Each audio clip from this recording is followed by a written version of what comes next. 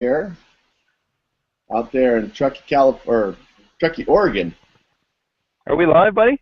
We are live. Hey! Hello, How you everybody at doing? Revolution Golf.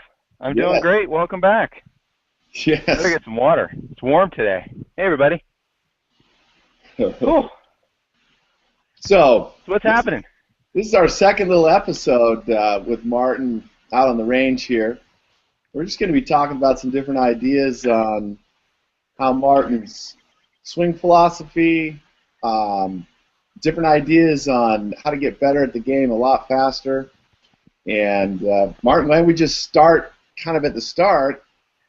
You know, why this modern swing? What is it that the average person is doing in their golf swing that is making this difficult for themselves? When in fact, if you just did a few more things that were more simple, focused on a couple more ideas, Right. education, that you could get better a lot faster. You know, I think in a lot of people it's about elimination more than adding things. And, you know, I had a lovely couple yesterday that came out to see me here at Martis, and they were from Vancouver. And this gal was 62 years old. She had a great swing. She swung her driver 73, 74 miles an hour. She could hit it, 190, which is, quite nice. And she had a lot of this in the long, soft left arm, and had a lot of rhythm and tempo. And that worked great for her driver swing, Dean, but it didn't produce a consistent low point. Now, it's awesome when you drive the golf ball well. It's fun when you drive it far, and we joke, she's pretty much the longest gal in her ladies league. But the reason she came to me was she was frustrated because of her low point control or lack of, and so this when you have the ball sitting up on a tee and you're making a motion that this left knee and right knee are kind of almost kissing cousins here, and you've got the benefit of having the ball off the ground, you can get away with a few things, and this lady managed to do that with the driver. So back to the question about the modern golf swing, I'm just taking concepts from great coaches. I alluded to Ledbetter, the premier coach in the 80s pretty much. And, his concept of having strong, stable legs, and he reduced a lot of this Elvis knee that Nick Faldo had in his swing when Nick elected to start working with David Ledbetter. And with this gal, we did the same thing. That she had far too much hip turn and body rotation and soft everything, arms, and it was, again, fine for the driver. But we wanted to get a little bit more solid. And so a big component of the modern swing is just let's reduce some of the variables so that you can be more consistent. And I think in the DVD, I've went over that pretty clearly. I think about some of the things that I talked about, and, primarily, if we make this big motion to the right, we really jeopardize our low point. How we're going to run into the golf ball here time and time again, that if we have a bunch of motion, we just have to be that much more talented and practice that much more to sync all that up, Dean. And also, we don't play golf in this perfectly flat environment that you're looking at behind me right here. You might hit a great drive down the middle of the fairway, and what do you get? You get a bit of a rolling terrain, and of course, now you've got this little shot into a green where you've got a 4-degree slope, and what are you going to try to do? Shift your way to the right up that slope and back down that slope? That's not what good players do. Good players have a sense of balance, whether they're coached to do this on the range or not. When they get onto a slope, and I'll use my weight shift board as an example, when they get onto a slope condition, and here's a slope, here's me hitting down a hill, and I can stand on this guy and hit pretty solid shots, basically staying on this left side the whole time. Now, that's a hard thing to sell to people because, man, we sure feel like we want to go ahead and go over here because our body feels that as a lot of power. I feel it like I've got a lot of power in that right now. But, in the last broadcast, I do this example where I hold the club right here, and if I rock back and forth, that club's really not even moving. It's barely moving, right? Whereas a rotation, now that club's got some speed. Does that help, Dean? Martin, that helps a lot. I think that, I did it for well over a decade myself, moving all over the place. Right.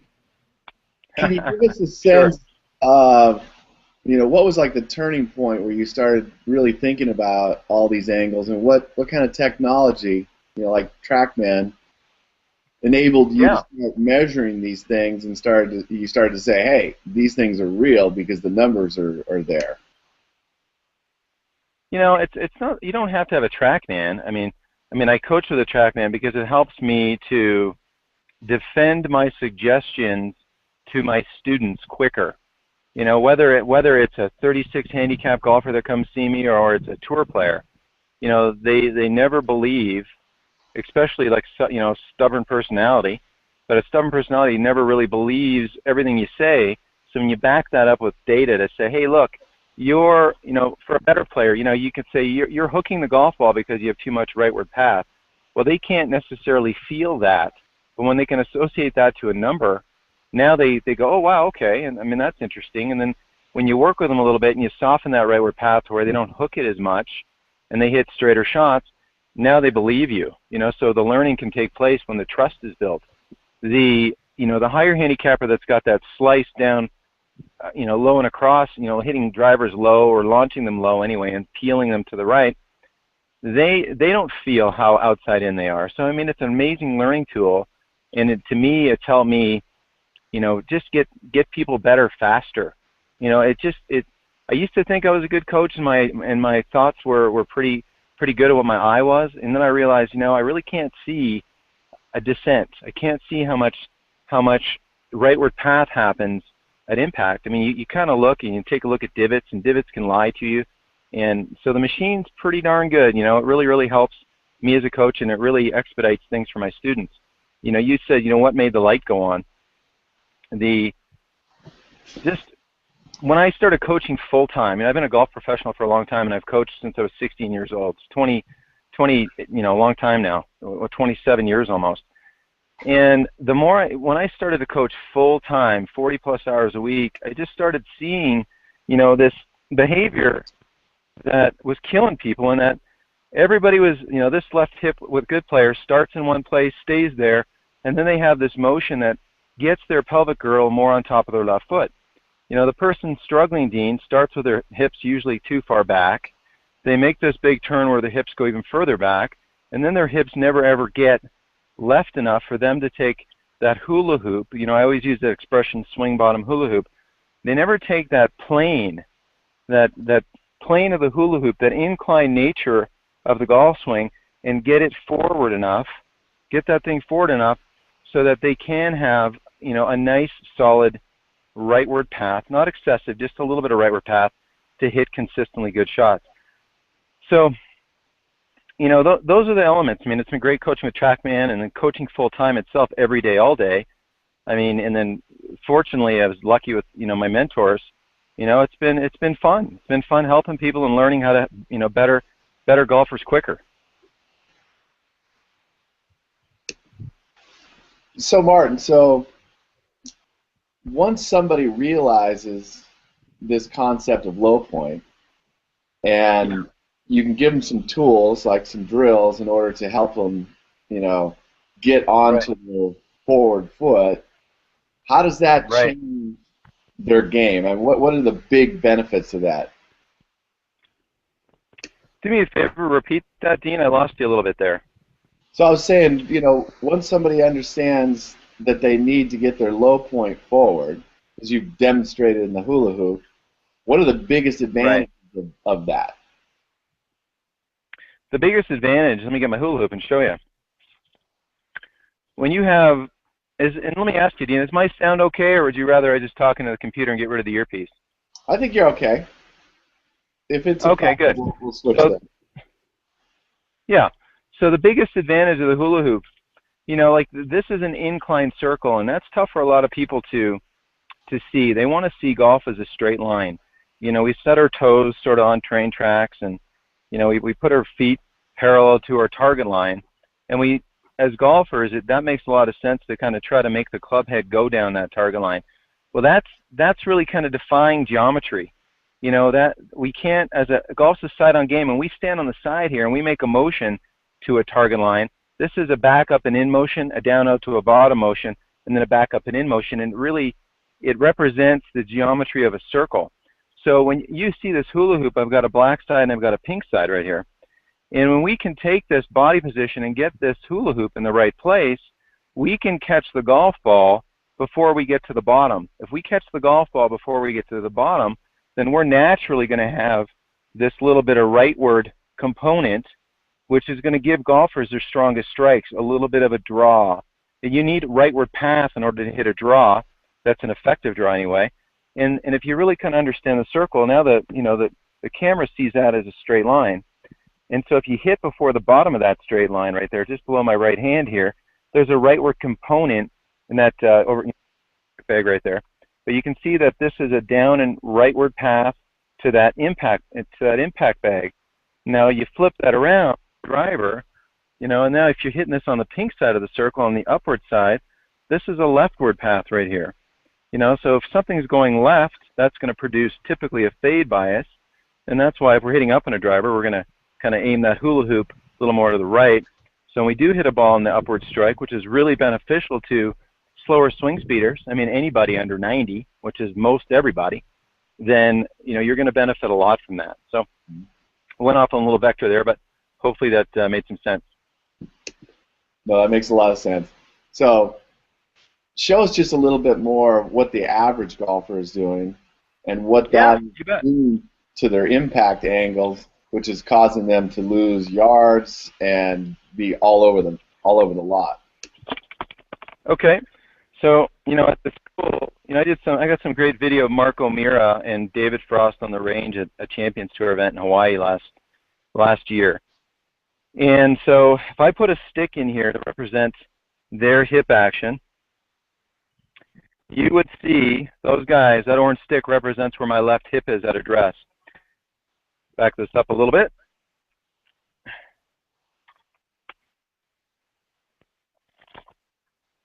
And here's one that represents ball location, somewhat center left.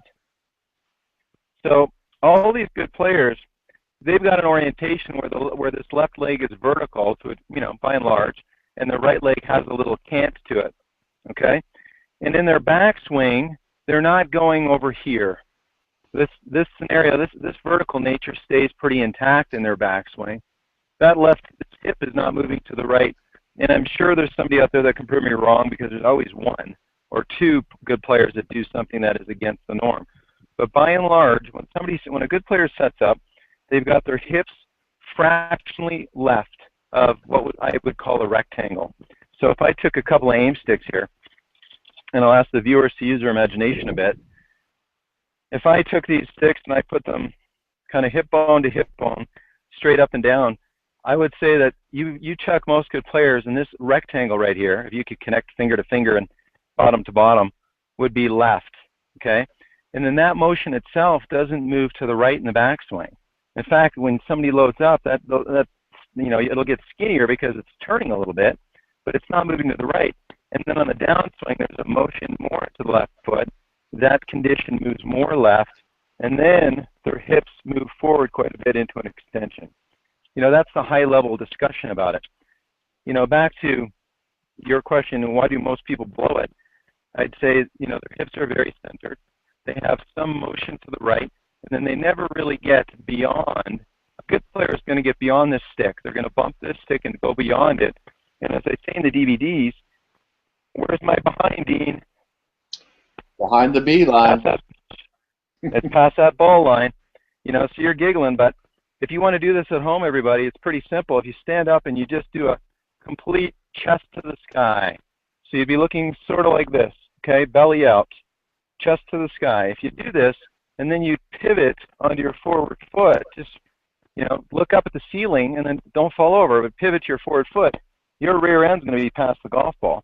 The people that are struggling out there are trying to stay centered, they're staying still, and they're making a motion that does something like this, where their rear end actually stays kind of between their feet, and they never really extend their body. So first thing we do is we say, hey, listen, and I even hit that shot solid. It would have been a big fade if it had been a driver. So we try to explain to people that, golf is a blending of things, that a golf, when I'm doing my little juggling trick here, there's three components to this, three balls. You've got a flexion and an extension, you've got a turn component, and then you have a side bending component. So right now my body is straight up. My thighs and my stomach are straight up. If I turn this way, you'll see what I mean. If I turn to the camera, you'll see it's side bent. If I turn this version, you'll see that it's, I'm certainly not in the condition where I was chest down at a dress, where you can see that golf club sticking up between my legs right there. So as I'm working through impact, my right shoulder goes down, my body's standing up right here. Now, why did my head pop up? Well, I took on some side bend, and my hips move forward.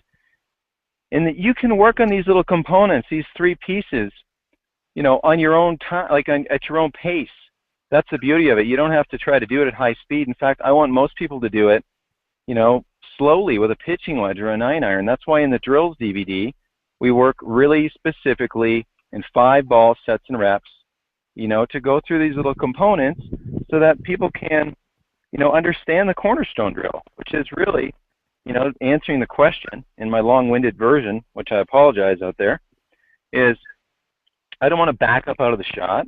I want to feel like my rectangle of my hips, my Marco Mura hips, as some of my students will know, they're slightly left. It puts me a little bit left. Weight preference to the left. And then from here, I'm going to extend through the shot, and you can see I'm pushing the stick from a vertical condition forward. So you asked me the one big deal, that's the big deal. People think golf is a center game. I would agree that in the backswing it's center, but we got to realize that it's a motion where we use the ground, our hips actually move forward as we, finish a shot. Martin, that's pretty right on the money. And, me personally, in wanting to get better at the game as I was getting older, going into my 40s, late 40s, and into my 50s, it's like, right, all these guys are out there, that can really hit it, these younger guys, tour players, that's this unbelievable athletic maneuver, I'm thinking. Yep.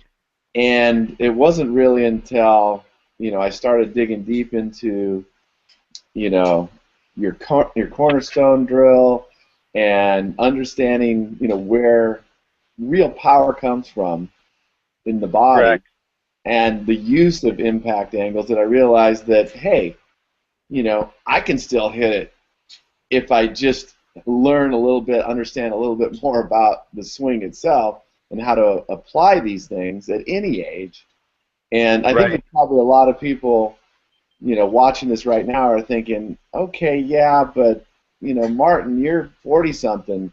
I'm 60-something, Sure. How do I hit the ball like I used to? Or how do I hit the ball, guys that are 10 or 20 years younger than me? Hey, Brian, do me a favor, make some teas, buddy. So obviously, when you need power, Dean, we got to look at the elements that create power. When I'm swinging, thanks, partner. When I'm hitting shots, you look at anything you do sports-wise, you have to create an angle, and then you have to expend that angle. Okay, so my Buffalo Bills almost won on Sunday. That's like a win for me. So E.J. Manuel drops back. What's he doing? He's creating an angle in his elbow. And once he stands on his left foot, there he goes. He expends that angle. So we have to make sure that we create the proper angles. Can you overdo it? Yes, most certainly can. You can create too many angles. But I see the folks that really suffer with distance, like really don't hit it very far. And for whatever reason, it seems to be mature men that come to me, and I call it the Statue of Liberty. They've got more turn than they know what to do with. They turn like crazy, but yet they don't really have hands. They haven't taken they grip it poorly. They're not in a situation where the club's pretty much perpendicular across the left hand. They can't create that angle right there. So they hold it incorrectly, and then to try to get power, Dean, they turn like mad. I mean, they turn more than I turn.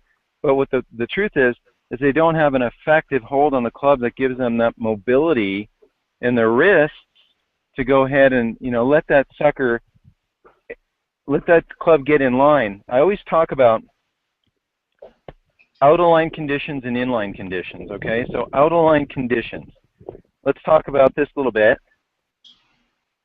and hit a few balls. How far could I put, and I could turn TrackMan on, so let's measure a few numbers here. Let's get this guy warmed up. In fact, it was so warmed up out here it turned off. It's a warm day for September in Truckee, but I'm not going to complain because it's heaven. Oh, yeah. Alrighty, so we've got a target out there, and we're going to hit a couple shots. And I'm just going to set my TrackMan guy in the shade beside the computer here, and I'll come over and you'll hear. We'll talk about the numbers just in a second. I'm going to hit 3 balls for you. Okay. I'm going to hit a golf ball with as little risk conditions as I can. So I'm locking this up, and I'm going to try to hit this as hard as I can and as solid as I can. It should be fun. Got that one, buddy. Smoked it. What do we get? Let's see here. Come on, machine, wake up. Try again. You look like a lot of golfers I've seen on the course. Well, I tell you what, I know I don't want to hurt myself. So I'm going to try to let me move a little teeny bit. Let's talk about these speed things here. There we go, tons of speed. Brian, is that thing popping up some numbers? Okay, what was my club speed, buddy?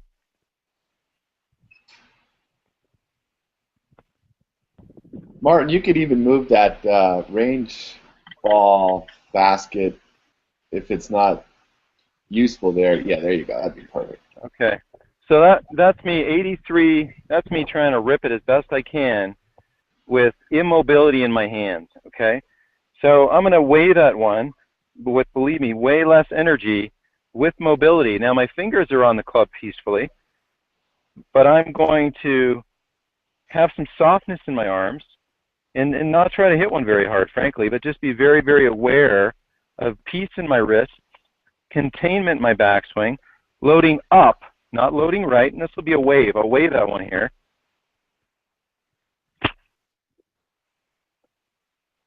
Looked like you barely hit it. Yep. Not getting a number, Bri? TrackMan's not communicating too well yet. TrackMan's not happy about the weather? I think that iPad got a little warm sitting in the sunshine because the sun's right there aiming right at it. Brian, go ahead and reboot it. Just reset turn the app off, turn it back on, and reconnect the deal. But I can tell you I've done that 1,000 times. I mean, that little swing, and I'll do another one, that's pretty much a wave at it. And I know the viewers out there go, well, Martin, yeah, right, I can't wave at that hard. You know, and when I can back this up with the data on the machine, that's going to be about a 90-mile-an-hour swing. And 90 miles an hour for the club player out there, that's a really nice number to play with, because if you swing at 90 miles an hour, you can fly at almost 220. And if you can fly at almost 220, if the ground behaves and it's not super wet out, you know, you can get something that might go 250. And I know a lot of club players out there would love to be able to hit at 250. Now, you keep seeing me move the stick back because, again, when we talk about the driver here in a little bit, if I go at this a little harder, more my speed,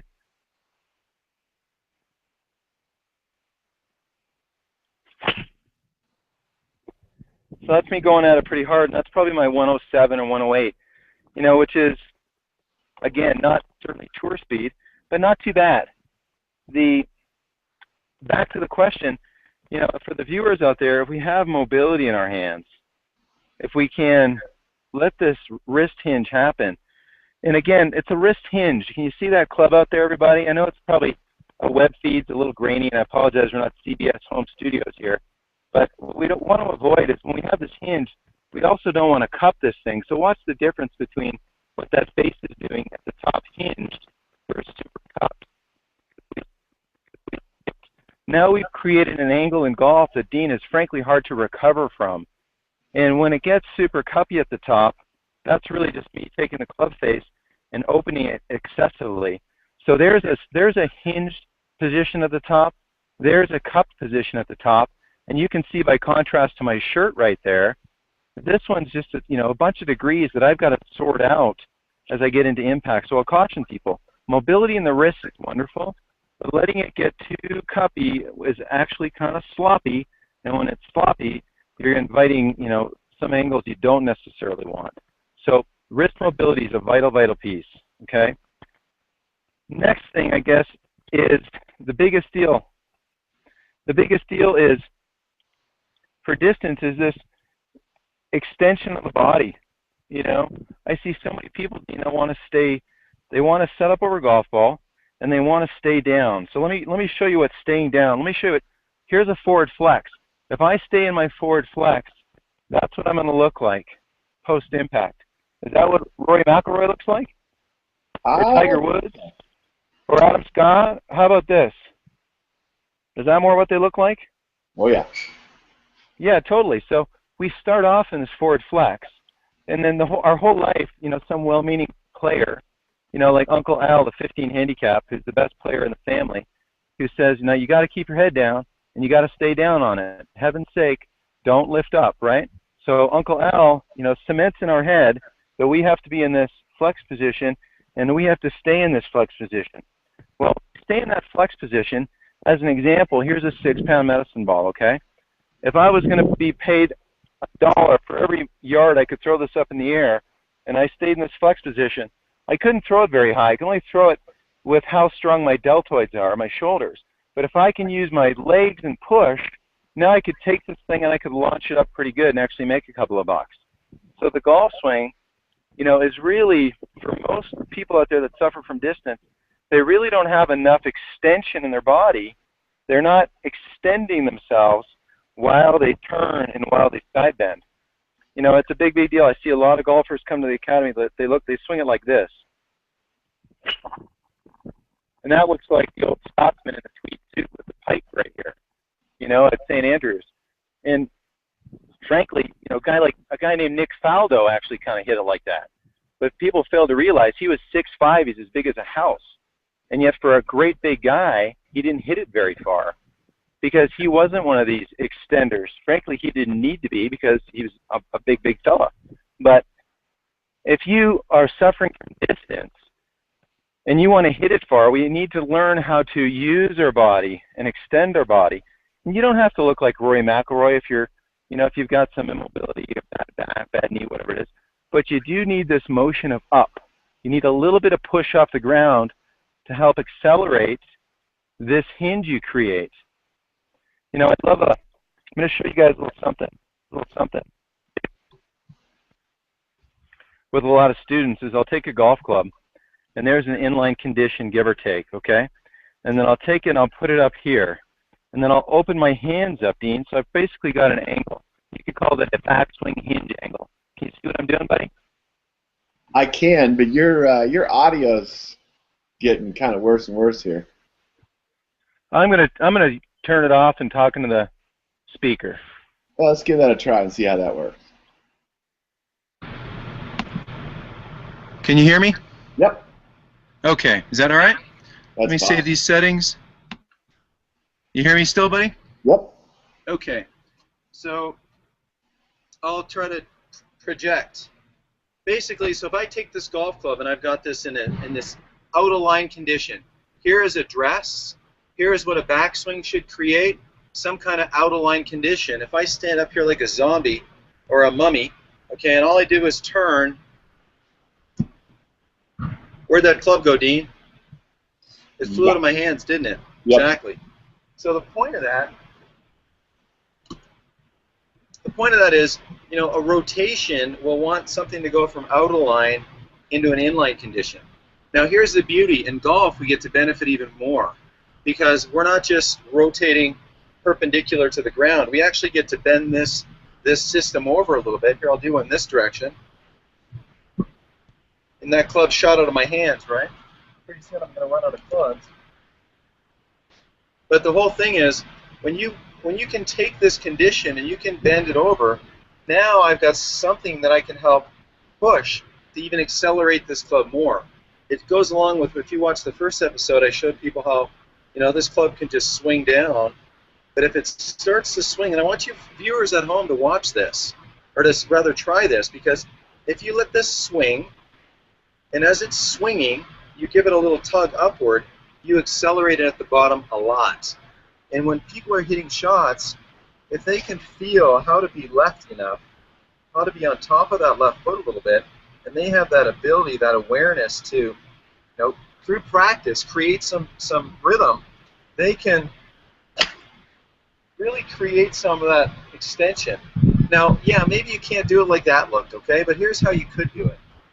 So for the mature golfer out there, here's another version of a lot of extension or a lot of ground force.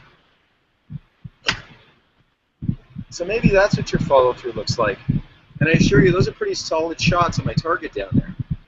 Okay, so this little force of pushing into the ground, that's not me just turning. I'm not just trying to turn my hips.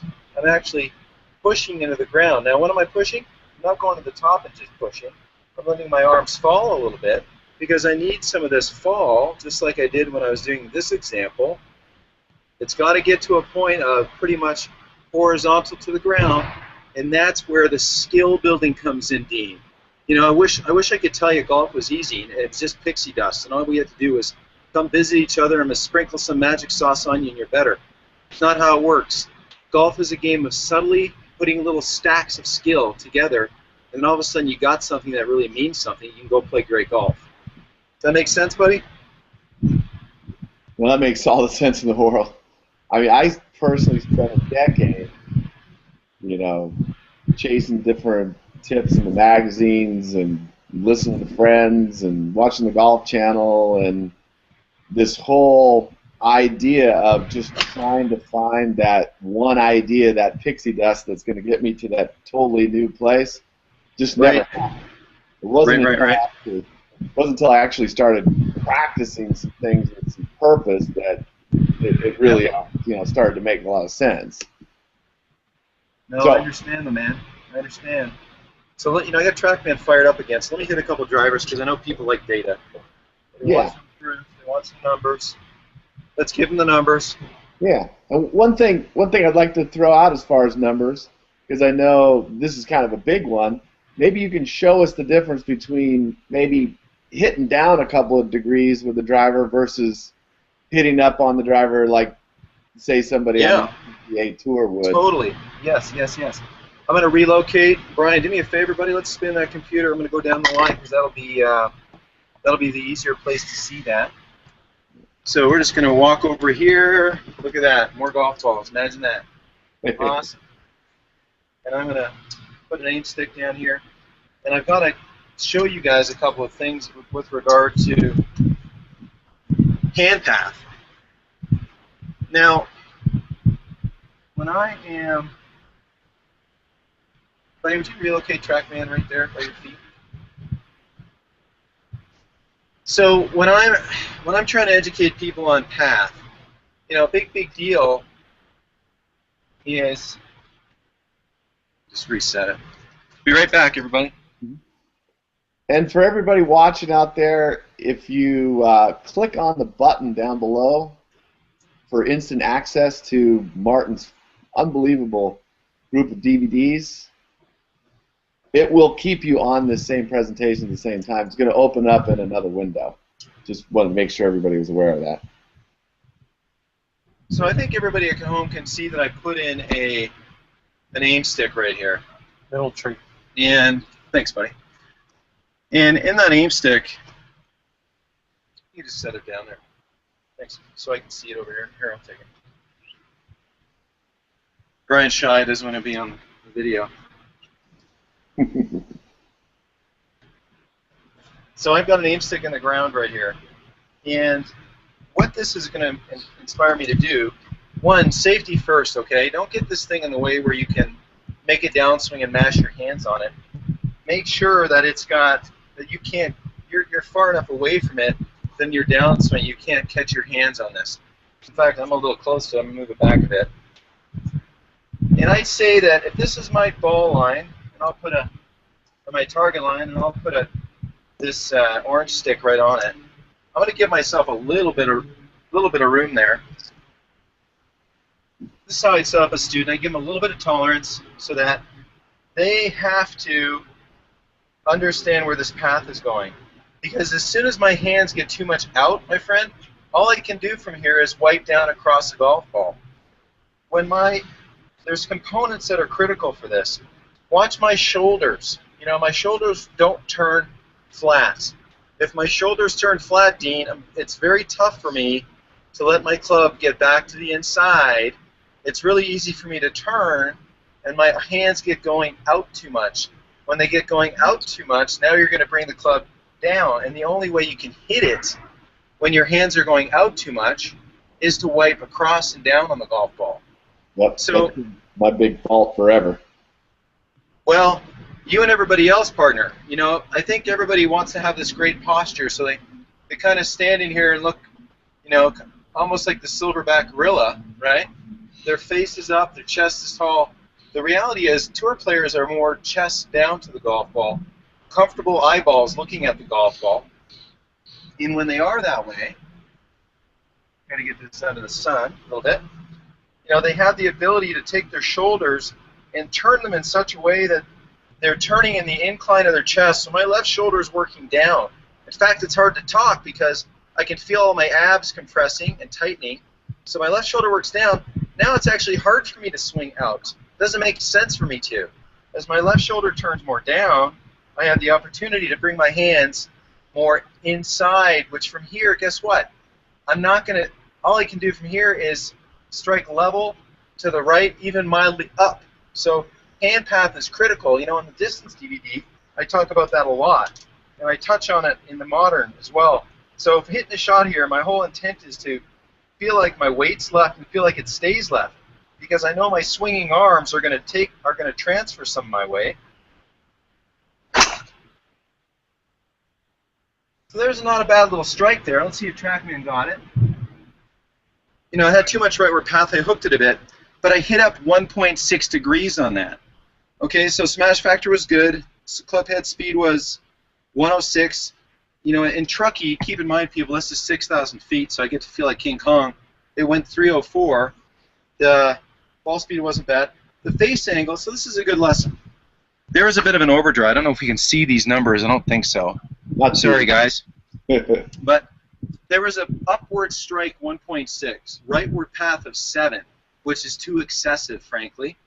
A face angle aiming to the right 1 degree, so a closed face to path is 6 degrees. That ball overdrew. But for most people out there, that would be wonderful, right, to hit a little overdraw rather than something that's a wipey slice. Now, if I swing this at 90 miles an hour, like most club players out there, and I'll talk through the numbers, and sorry it's glary and you can't see the numbers.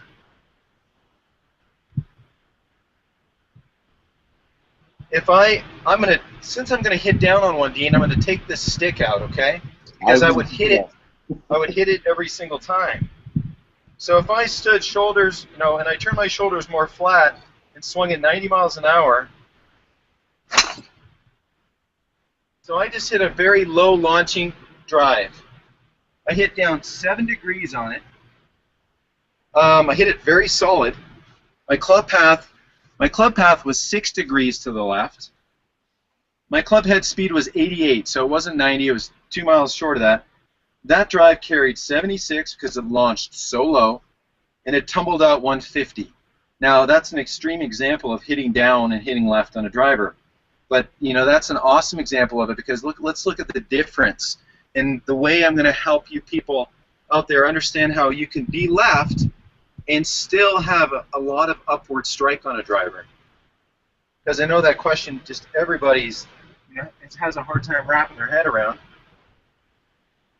I know I sure want to hear it again. Well, sure. So when hand path, so here's me, if I'm standing on my left foot, I can't be any more left, can I? Now, if my hands come from outside, too close to this target line, this orange stick on the ground, all I can do is hit down and across. If my hands are closer to me, let's see what sort of number I can get upward on this. Got to get my balance first. All my weight's left. And there's a big high draw up there. I swung it a little faster than 90, so sorry about that. I had positive 6.7. on that as far as numbers. And let's see, club head speed 97. So I got a little excited, but 97 miles an hour, hitting up on it. You know, it went 276, and honestly, I wasn't even trying to swing that fast at it. That's how critical hand path is in relation to attack angle. So, you know, for those of you out there, standing on one foot, you might think you have to mash down on something. You do have to mash down on something if your hand path is coming from way too close to the target line. Then you have to cut across, hold the face open to have a playable strike. If your hand path is coming from more inside, and I know a lot of people like to feel like they tuck the elbow, they pull the bell, they ring the bell, all these old sayings. Frankly, I don't care what works for you. I just want it to work for you. But I want your left arm. See my left arm there, Dean? That's pretty vertical. That arm's not going out. If the left arm goes out, all I can do is chicken wing. There's an out left arm. Now I have to chicken wing to have a playable shot. And people play that way, and that's okay, but they can do it better. If my left arm gets vertical, there's vertical. Now this club can swivel out to a golf ball, strike it nice and level, and as it swivels, there's something that's going to take the chicken wing and make it go bye-bye forever.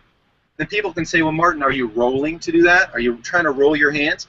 I say, no, I'm not trying to roll my hands. If my hands are in the right place, the club's built. The club wants to flop. It wants to help us roll. It wants this thing to swivel and help us get this club face to go about its normal rate of rotation, which is a toe passing the heel. And most folks that come from too close to the ball line, Dean, they've got to, chicken wing, and then to have a playable shot, buddy, they've got to hold this face open and back the face up a bit so that, well, it looks like this. I hate to do it. I'm afraid I might catch it. I know. I'll tell you what, though, what you were just talking about is a big aha to me just right now, thinking in terms of vertical left arm. So if I get this going, obviously I can't let the face rotate. I'm going to pound the ball into the ground. I'm going to literally hit it into the ground. So I'll do that first. See that thing bouncing? I made a big ball mark right here because there was an over-the-top swing with a face that, the toe is passing the heel. So it doesn't take too many of those, my man, to realize that that's not playable, right? So then the next play is to go over the top, and then we realize, whoa, we got to reverse this thing. We got to go over the top, and then the only next move is to reverse it to get something mildly playable, and then that looks like this. And let's see if TrackMan picks up this one. So here's over the top, and a reverse. So there's a weak fade that started fairly straight and didn't go very far. Let me see what I got there. There was 89 miles an hour of club head speed on that just because it was so tough for me to do. I had an attack angle of 7 down because when my hands are so close to the target line, all I can do is wipe down across it. I had a club path going 14 degrees to the left. I had a face angle, open 8 degrees. That was a real doozy.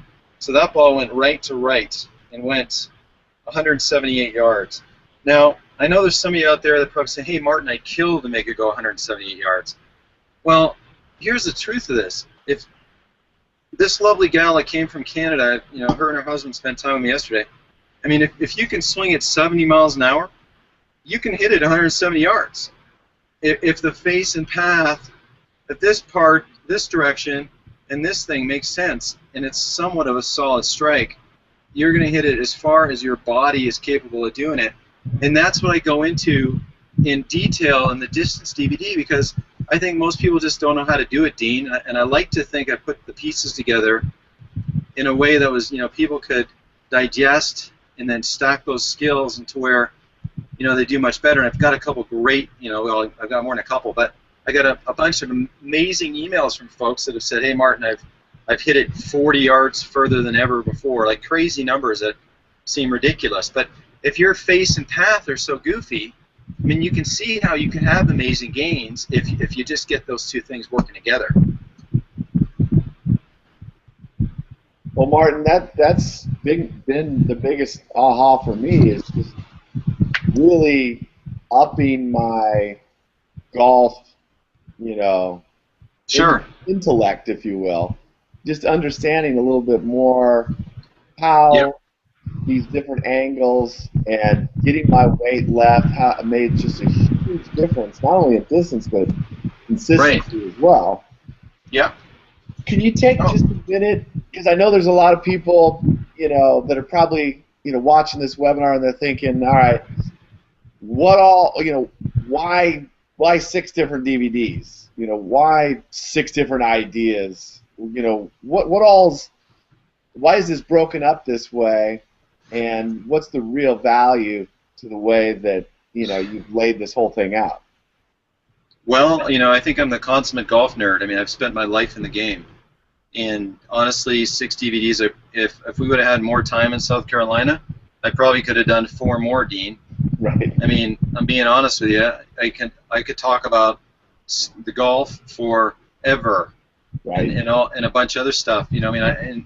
So one, we naturally looked at, nobody knows how to practice, right? Everybody wants to learn how to practice. So that's why we dedicated a DVD, because when people come see me, they always say, hey, I never know what to work on.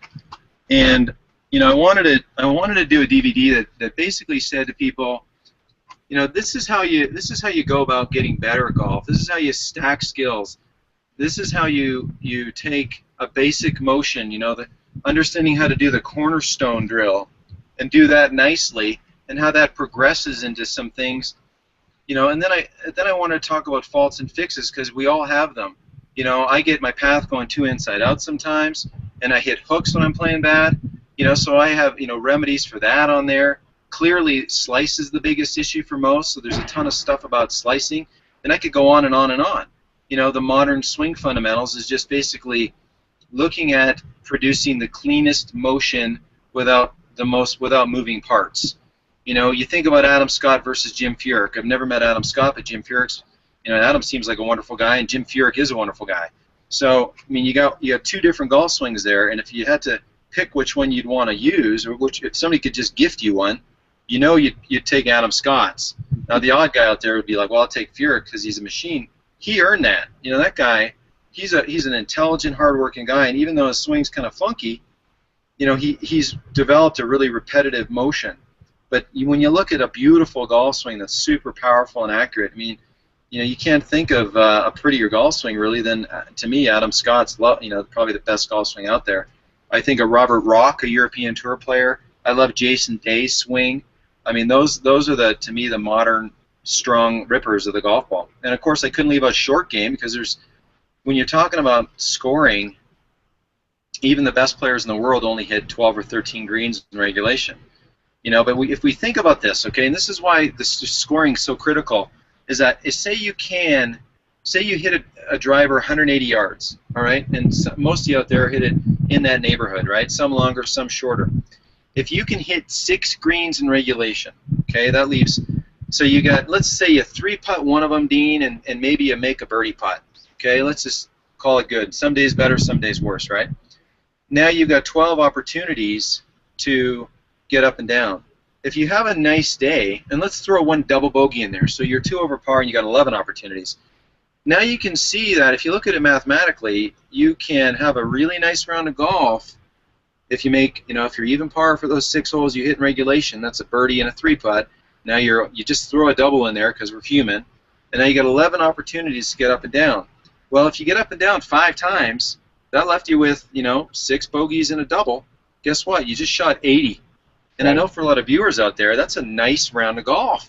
And to hit 6 greens in regulation, my man, all you really need is about 70 miles an hour club head speed, 60, and most all of you watching this can do that. Now, if you swing at 95 or you're swinging 100, now you're capable of hitting 10 greens, 12 greens in regulation. So then you start doing the math. Man, you can shoot under par if you can chip it reasonably close and convert some of the basic up and downs. Never mind the Phil Mickelson tough ones from the trash can. So, that's the short game and all the stuff about that. And I think you can attest to this. I mean, those DVDs, like when I did the short game DVD, I mean, I wasn't trying to look perfect. I mean, a lot of those shots, they're 12 feet, 10 feet, 8 feet. I mean, that's real golf, people. That's not me saying, oh, I need a retake, I need to redo it. It's just, hey, this is a shot. It's, you know, this is the first time I'm taking this shot.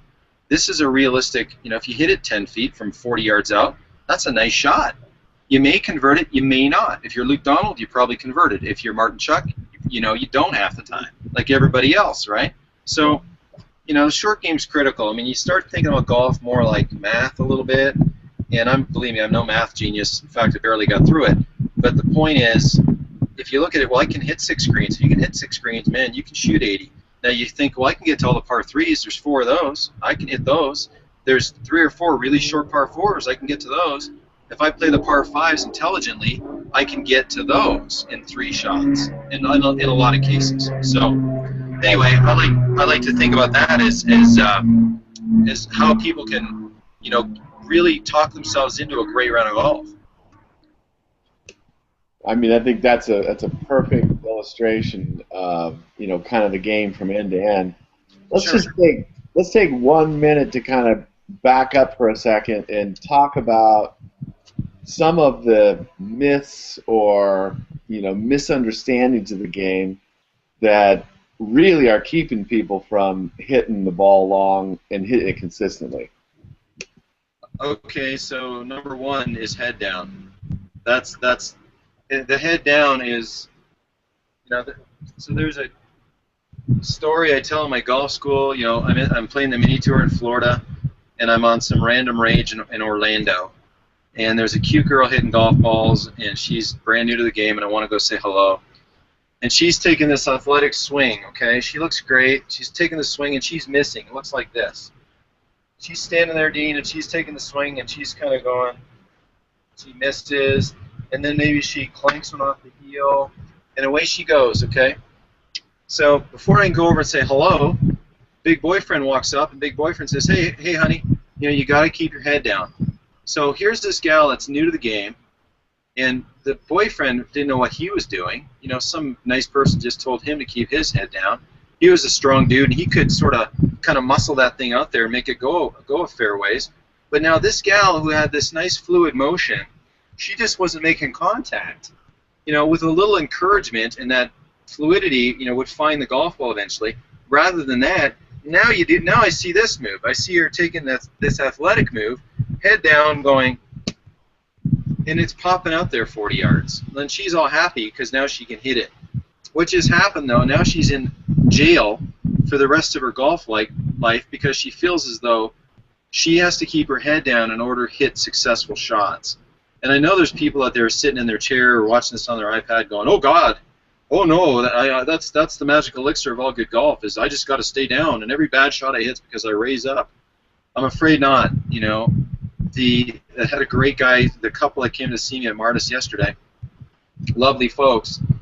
You know, this guy basically was that. He was this guy. He kind of stayed down forever, trying to stay down. Well, guess what that did? It took away all of his extension. It took away all of that extra speed that he could have. And so I filmed him a couple different angles, you know, and I showed him. I said, look, you know, when you do these drills, look at how nice your body goes from a flex to an extension, from a forward flex here, you know, to a nice extended finish. And he says, yeah, okay, I can see that. I said, well, then why did when we went to the golf course, did you, you know, instead of doing, you know, because I always like to start people sort of slow so they kind of understand it. Then I said, well, if you're going from here to here in these little drills, then why would we kind of go to like this on the golf course? Well, of course he reverts back. You know, he doesn't want to miss, doesn't want to look silly. And lo and behold, I mean, he didn't look silly because, frankly, golf is a challenging game. Nobody looks silly to me. And he just, you know, he just reverted back to the whole head down, you know, keep down kind of thing, and his body didn't work like the athlete that this fellow was. Even though he was 72, I mean, he was a former athlete, high-level tennis player. Like most people, they played decent golf.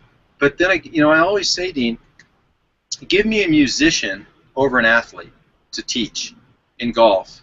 You know, you give me a flute player, okay, who started in band in 7th grade, because an athlete is usually spoiled. They're gifted hand-eye coordination. They expect to do really well in golf because, gosh, ball's just sitting there. That thing's not even moving.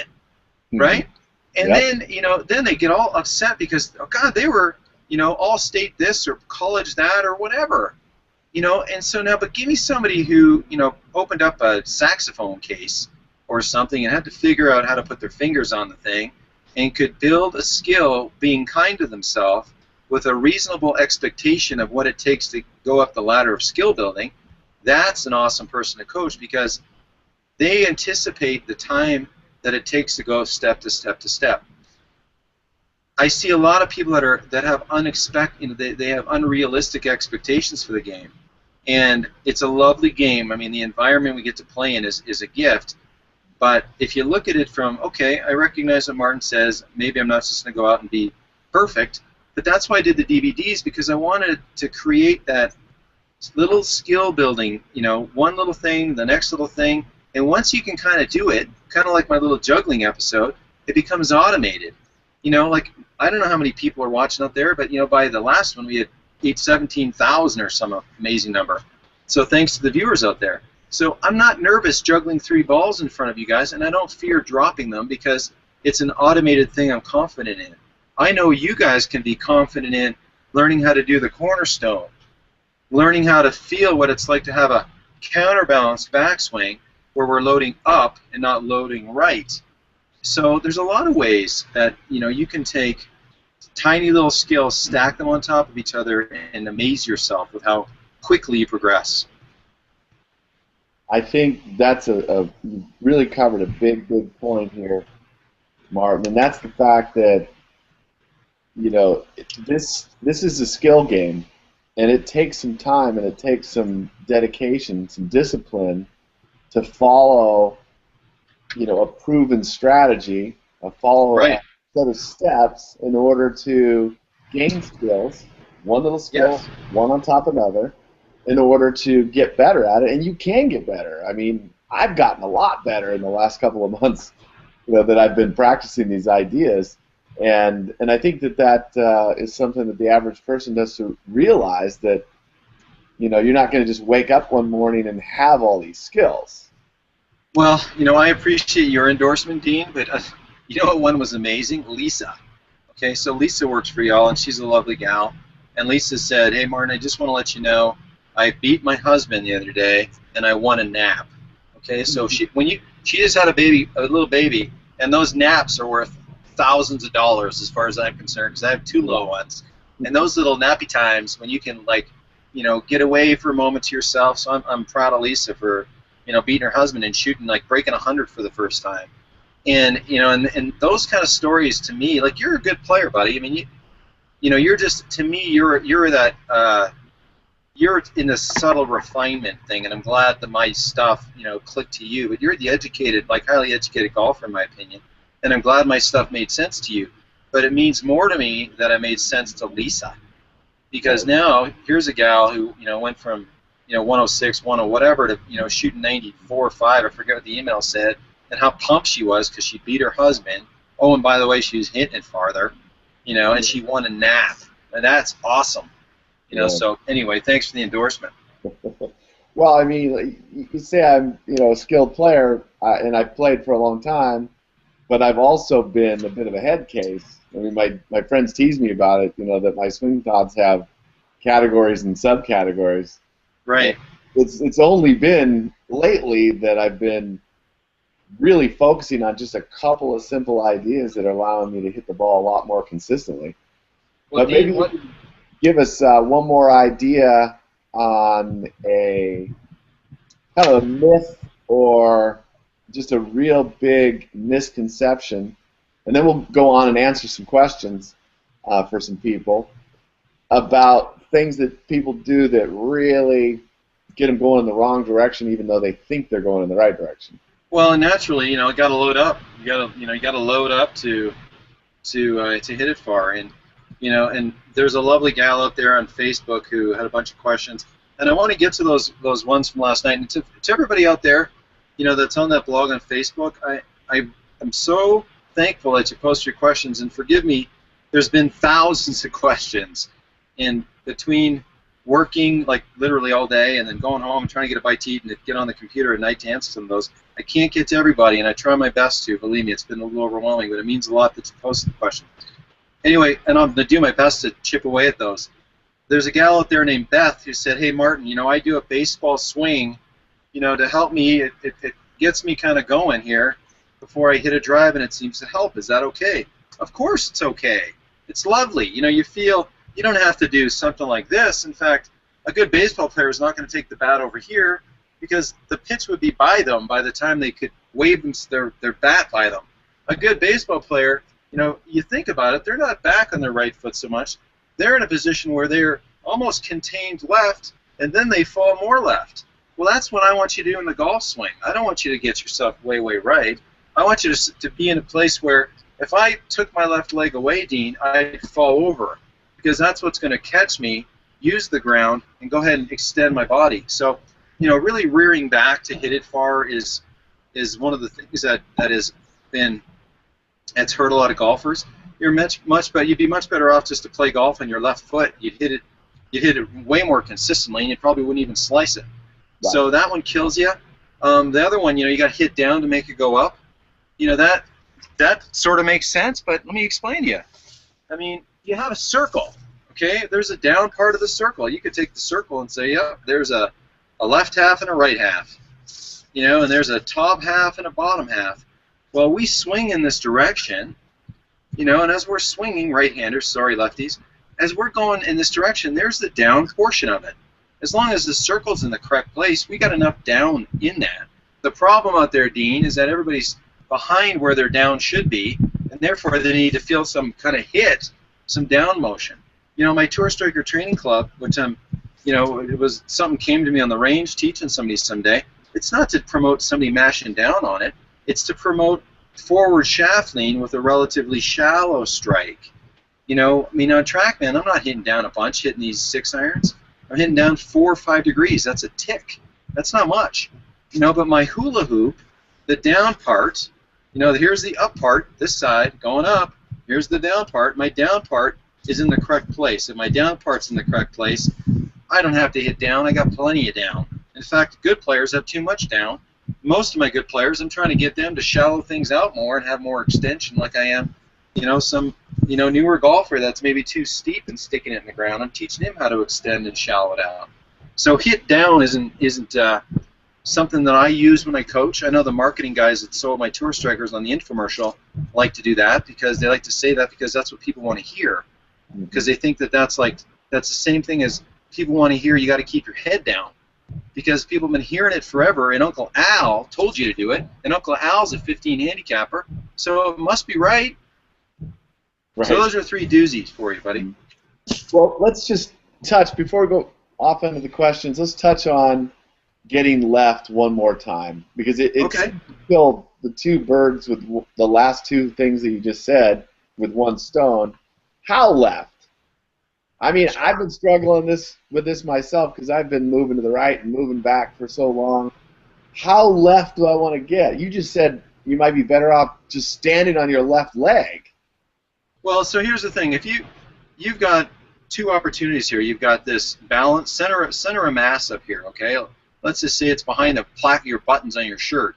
Then you've got your belt buckle. In golf, here I'm standing on my left foot, but you can see I've got a little subtle tilt here. Okay, the fancy expression for this is axis tilt.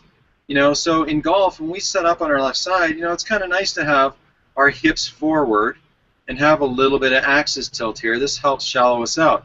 So I can have here I am vertical, here I am with a little bit of, you know, my hips left, and that produces a little axis tilt. Why does it do that? Because I didn't put my head left with my hips. I can stand on 1 foot, and I can have a little bit of axis tilt. In good players, you watch them kind of get up into the golf shot, they have this little look when they settle in to hit a shot.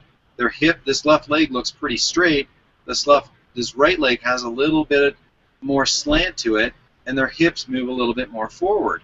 So a good player, again, during their backswing, they're going to have a contained counterbalance backswing. In other words, when they have their heavy arms, you know, 15-pound arm, 15-pound arm, 2-pound club, and that mass is swinging around us, I could let that mass take me out of frame, or I could counterbalance that mass. and feel like I have something equally and opposing to it, which gives me a nice center of mass up here that isn't warbling all over the place. You know, because I feel like I want to stay left. And the expression I use a lot of coaching is, you know, I feel like I'm 60% left. And on my backswing, I feel like I'm 80% left.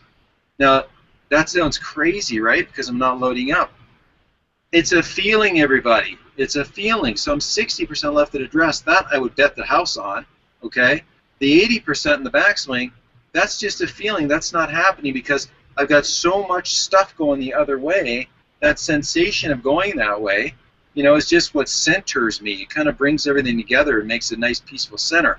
And then from here, like, it's easy for me to, you know, get on more onto my left foot and extend my body, and then I'm, you know, I say 100% left, but really I probably have a little bit of me in my right toe still. So it's a development of a feel. You know, when you go out there and you do the cornerstone drill from the DVDs, I think I walk you through it pretty specifically on the process. And, you know, I think people can expect that maybe the first time they try it, like the first time you sit to a piano, I don't think you're going to play Elton John's Benny and the Jets. If you do, I'm going to hire you for my party when I turn 50, okay, because you're going to be really good. But I want you to, you know, develop your skills and anticipate that you have to internalize some of these feelings, and you're going to take on what my language means to you in your own way, and hopefully see these results. See more crisp shots where you do touch the ground after impact. Take a little divot, not a big pork chop, just a bacon strip, you know, and you do feel that compression everybody talks about when that shaft is actually leaning on the golf ball a little bit.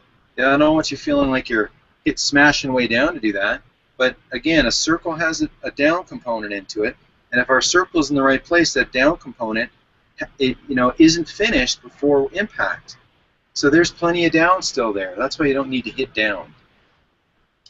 Makes a lot of sense. That makes a lot of sense. So we've got a couple of people that are, well, more than a couple of people that are putting questions up there. Here's a great one from Steve Jones. He works for Senton High School. Cool. Hey, Steve. It's follow up to my comment about categories and subcategories of swing thoughts, and he's asking, Martin, what are some examples of your swing thoughts and ones that you would recommend that you take to the course? Awesome. So Newton, you know, was big on visualization. He wanted, you know, so I'll use my hand as a map, and here's another one. He wanted you to map up a visual in your head to what is out there. So when you look, you know, when you look downfield, you can see a bunch of pine trees. I know it's probably grainy in the video on the web, but there's a tall pine tree down there, and there's 3 of them that are within, well, there's thousands in the background, but 3 of them that I can hit. And when I'm standing over a golf ball, Dean, you know, I'll tell my students, I'll say the golf ball is the center of my vision, but I'm not staring at it. The ball means nothing to me, buddy. It goes away. It's a white thing on green grass. It means nothing. My focus is on trying to map up the picture in my head that I've taken a good Polaroid of to my target. So standing over a golf ball, I'm seeing exactly what's behind me right there, and I'm trying to feel all the rhythm and tempo I can to map those 2 things up perfectly. And every once in a while it comes off. But the beauty is, you know, you can have 3 kinds of shots in golf. Good, bad, and indifferent, okay? And if you have good and you have indifferent, that's a lot of good golf. We just want to avoid the bad shots. Now, Ben Hogan, you know, obviously one of the greatest ever, and arguably the best ball striker. I've never seen him personally. I'm going to go with Mo because that's the best I've ever seen, Mo Norman. You know, he said he only hit a couple shots around that were exactly what he drew up. You know, and I know in my head, maybe my tolerances aren't as exacting as Ben's, but I'm satisfied with, you know, 6 or 7 typically, like really satisfied. And the others are okay, and occasionally there's a bad one or 2. And sometimes the bad one doesn't really hurt me because it just kind of goes maybe in the other fairway, and I can hit a normal shot onto the green. And sometimes the bad one is in the lake or it's out of bounds, and that's okay too. But the thing is, the more you commit to this skill stacking, the more you're going to have good and indifferent shots and reduce a lot of the bad shots. So back to Steve's question. Sorry, I kind of go on my tangents, but Okay. Looking over a golf ball, the golf ball again means nothing. I'm not looking at a particular dimple. I'm not looking at the front of it. I'm not looking at the back of it. I'm looking internally. I'm in my brain. I'm trying to see that target right there, and I'm trying to feel this rhythm that I'm about to use for this given shot. Because, if you're looking at the golf ball, you've lost really the goal, haven't you? We're playing a game we're trying to make something go down there. And if you think about shooting a basketball, you might have some guy in your face, or if you're not a basketball player, I apologize, but you kind of have an awareness of where the hoop is. So it's, even though you're trying to get away from a defender or whatever, and trust me, at 5'9", I'm certainly no crazy basketball player, Dean, but I played enough ball to understand that if you have an awareness of where the thing is, that little glimpse that it takes for you to, kind of connect the dots to where your brain thinks it is and where it is really all you need. So the ball, you can't be ball bound, and you really got to give in to some target thoughts. And man, that's easy to say to people out there, I know. But the more you look at the golf ball down here in this format, when it's down here in front of you, and the more you can connect with the visuals in your, like I'm looking at that tree right there, and I'm not only looking at it, I see a particular pine needle I want to hit on that thing. And so my brain is, I'm thinking pine needle right now, and I'm going to feel my motion. And I'm telling you, I couldn't have hit that one much better. And that's darn near at the pine needle I was thinking about. Now, I know you're saying, well, yeah, you're pro, Martin. Yeah, I can hit it, okay? But there's a reason why I can hit it, because I process things. The ball meant nothing. The target meant everything. The rhythm and tempo meant everything. And if I can influence you guys out there and gals to think that way rather than, too much technique. Technique is for this, the driving range, okay? There's practice time and play time. That's why we did a practice DVD. Then there's play. There's the creative side. And so hopefully you can bring that stuff together, Steve. Hope that's good for you, my man. Thanks for the question. Dino, what's next? That is definitely a good one. Let's see here.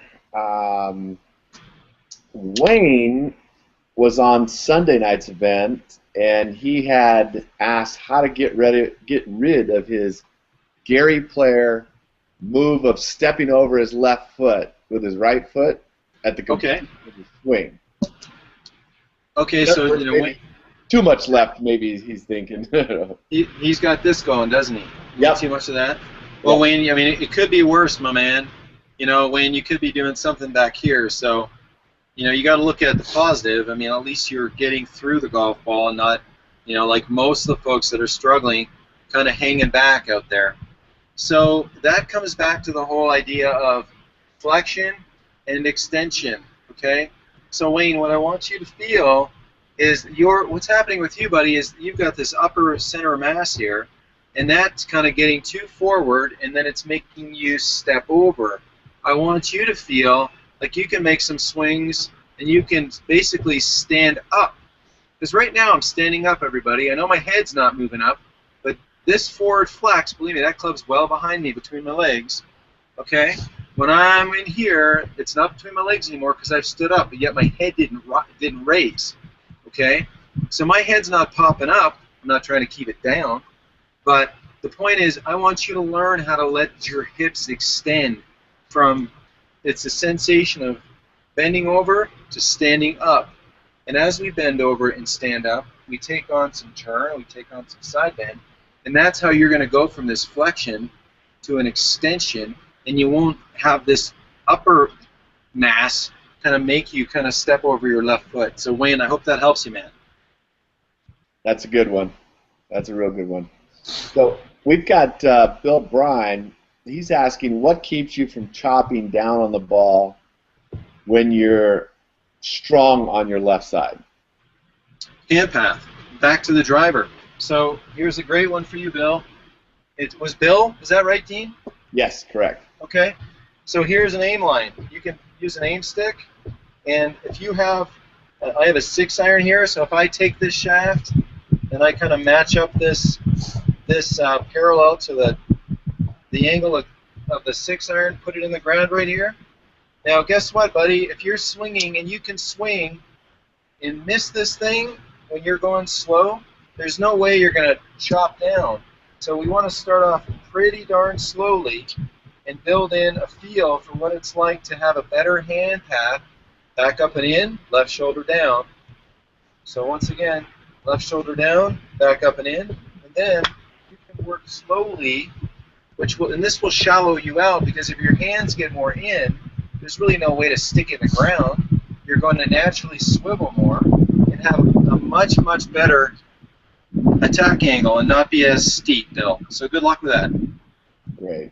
So some good drills and some training aids could really help with that. Well, sure, and the DVD goes through that, a lot. Exactly.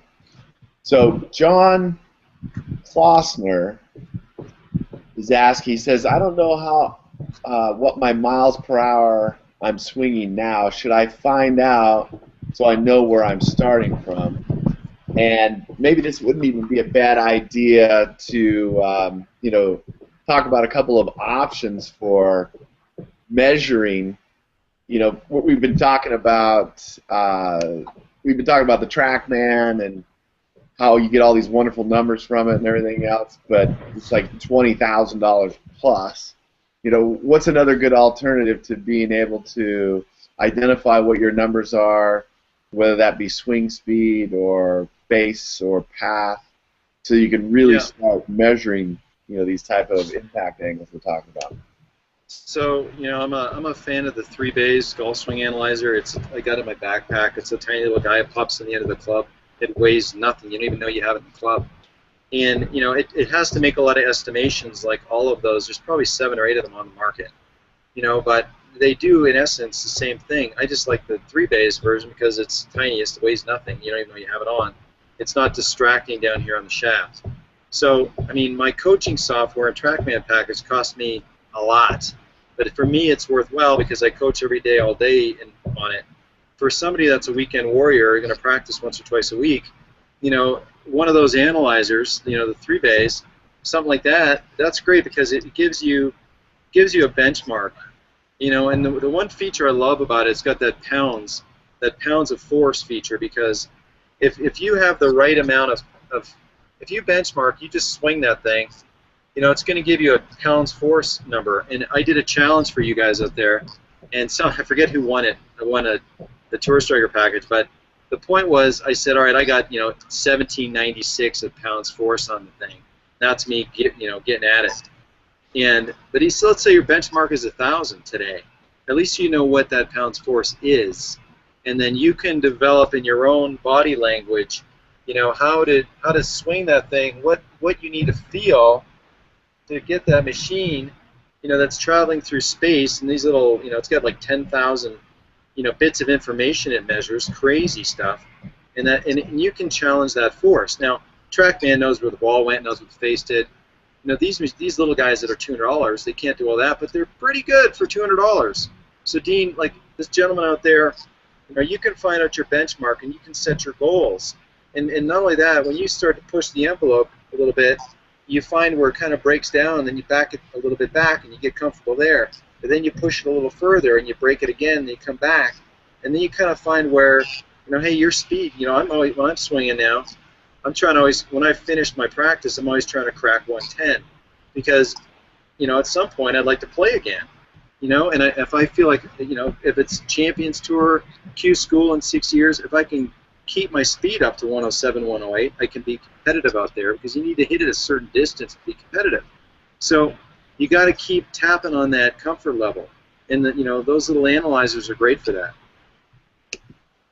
Agreed. Matter of fact, personally, I find it difficult to accomplish a goal if you don't know where you're going and where you're at right now, and have some strategy of progressing from step to step to accomplishing it. Got another great question. The thing is, if you can't measure it, you can't manage it, right, Dean? Exactly. So Joseph Orlando is asking, he says, I was always taught to transfer my weight from right to left foot, as many of us. Is there any drill that can, kind of change the muscle memory to stay on the left side during the swing? Yeah, I think there's a pre-shot. I think there's a pre-shot thing first. So, again, I'm going to come just because it blends into what I did with this couple yesterday. So, there was a lot of this yesterday. Okay, that's what I saw. So in a pre-shot, this is what I made the fella do. Basically, stand flat-footed on his left foot, and then make his swing from here. There was his practice swing. This foot was passive. It was like a big heavy rope. The right leg meant nothing to his practice swing. Just basically taking his practice swing, and if you really want to, you can turn plenty on just that left foot. So, this is how he was trying to make a practice swing. A big step, and then some reset, and then some motion at the bottom where good luck with that low point control, my man. So I think it starts off with your commitment in the pre-shot, where you say, okay, I understand that I'm going to swing some arms, I'm going to swing this thing, and it's got some mass, it's going to want to tug me around. So I'm going to understand this whole counterbalancing by basically putting myself on my left foot and leaving myself there, making my practice swings. I don't want you to stand on one foot. Your friends will give you a hard time. Put your right foot down, but feel like you're 99% left and make your practice swings right here. And if you watch Graham McDowell, Tiger Woods, a lot of guys are going to see this and their little practice swing. And then from there, like any skill, you got to build it. So the cornerstone drill. The cornerstone drill is these little half shots where you feel like you're setting up with your weight preference left, leaving it left, hitting a little shot, to an extended body position, behind, past the ball line, Dean. Yes. So hopefully that helps, my man. Beautiful, beautiful.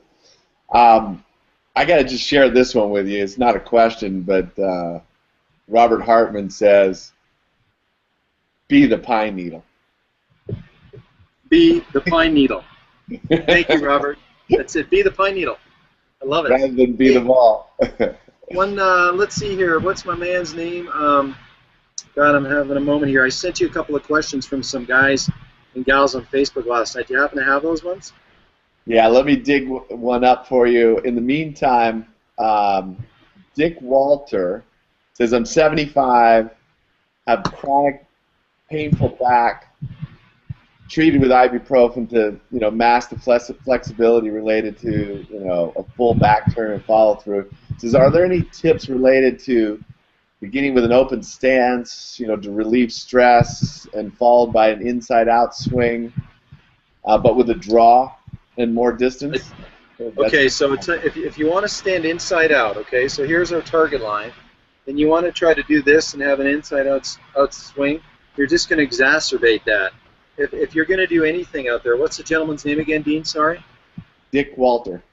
Dick. So, Dick, I'd prefer that if you want to hit a draw, that means we need some rightward path. We need something going to the right, okay?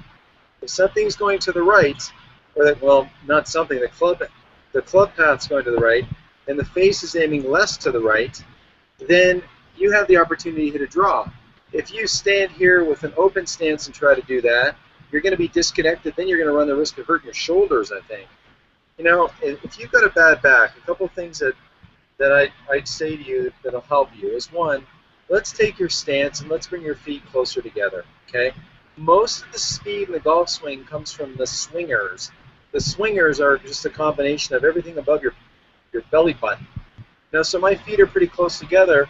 I've got good mobility in my wrists, so I've got a nice hinge here. And if I can let these things swing, and you can kind of see, it looks like this club's kind of crossing over forearm, but the reality is, in my DVDs, I go on it pretty, I use these colored bandages to kind of explain it. But Dick, if you put your feet together and you aim yourself a little to the right of a target line, of a target line, to where your club path is now swinging to the right, and we've got this mobile swingers, shoulders, arms, wrists. Guess what? You can hit a lot of lovely shots here. You can that ball's drawn a little bit. Mind you, I didn't hit it very hard, But that's what I would encourage. I wouldn't encourage open, because it's very hard to have anything going out to the right with an open stance, unless, of course, the ball's played way back, and that's very awkward. So that's my 2 cents for you, Dick. Thanks for your question. That's a really good point. I could see where, I mean, I think about your lazy Susan drill and how that's really getting you pointed more right than left to hit it out to the right. Right. Andre on Sunday had a question about tempo. Yep, Andre. What's your thoughts and how do you get into a place of having great tempo? We know how important that is. That is an awesome question. So I'm gonna. This is a funny thing. There's a acquaintance of mine, and I've met him a couple times at the PGA show, and he's a great guy. And this is an endorsement for him. His name's John Novosel, Novosel. And John was a cameraman at one time, and all cameras at one time were basically 30 frames per second. So when he filmed these golfers, Freddie Couples, Ernie Els, you name it, okay? And then he started to click along frame by frame by frame. He realized that, hey, there's an interesting coincidence here, in that the good players have a relationship of backswing to downswing, and in essence, it's a 3-to-1 relationship. So, for example, if somebody had 27 clicks, 27 frames on the backswing, the 30 frames per second, and 9 on the downswing, there's that 3-to-1 relationship, and there's a swing that's slightly over a second long when you have 30 frames in a second. So the total is 27, so 36 ticks, 1.6, right? And that's a pretty common swing speed, 1.2, 1.3. The swing's a pretty quick event, Dean. Now, Andre's a friend. He lives in the Pacific Islands, and he actually came out to the Raven and spent a day with me. We had a great time. Hey, Andre, hope you're watching it. You'll catch us on YouTube later. But, he said an interesting thing to me. Everybody's trying to slow down. And he sent me a note. He said, Martin, he goes, I notice when I compare myself to the great players, when I'm here, all the good players have already hit the ball. And I see this all the time, Dean. I gave you my top 3 things that mess up golfers, head down, what did I say? Oh, loading up to the right. And then my last one, I can't remember. I'm getting a little fried out here. But another one is low and slow. Yes. Because everybody loves Fred Couples and Ernie Els. Me too. I got a man crush on both those guys. They got great golf swings, okay? But there's nothing slow about Freddie bombing 300-plus yard drives. His swing is just it's so synchronized, but it's still 15-mile-an-hour golf swing at 52 or whatever he is, 53. So this golf swing doesn't go from 0 to 115. It's got this reciprocating event where it can have that kind of speed. And people, I always hear a couple things from people that are struggling out there. I was too quick and I lifted my head. Well, let me address this because, Andre, this goes along with the too quick part, okay? The too quick part is that when you go from something really slow to, say, I know Andre swings at, around 90. If you go too slow back and then you try to go to 90, that's a shocking change of direction. That feels super quick. So no wonder you feel quick when you're going from super slow and then you try to go to your 90. That's troublesome, okay? That's why there's a couple of drills, and Andre, I think you know this one, but if we take 2 golf balls and we put one, and I can't really hit this that way, I might hurt somebody down there, but you'll get the idea. There's 2 golf balls and there's a forward golf ball, and I'll do it down range as well. But what I want people to realize is that you can really feel as though you can make this golf ball, sorry, Brian, you can make that golf ball shoot back with pretty good pace. And I know that, again, that sounds blasphemous to people out there because, man, they got to be low and slow. You got to swing slow. Well, I'm telling you, tour players don't swing slow. They don't swing at 112 miles an hour by being slow. They swing at 112 miles an hour by being synchronized. So here's 2 golf balls. I want this back golf ball to get away from me in a hurry. And, there's a nice solid 6-iron out there. And I'm willing to bet that didn't look out of control to you, Dean. It just had a lot of good stuff on it. What was my club speed, Bri? 89. 89 miles an hour. So, good club speed for, a 6-iron. What was my distance, Bri? I can see it. Just spin it to me. 203 total. So, a 203-yard 6-iron, and, at this elevation, probably, 180 in Phoenix.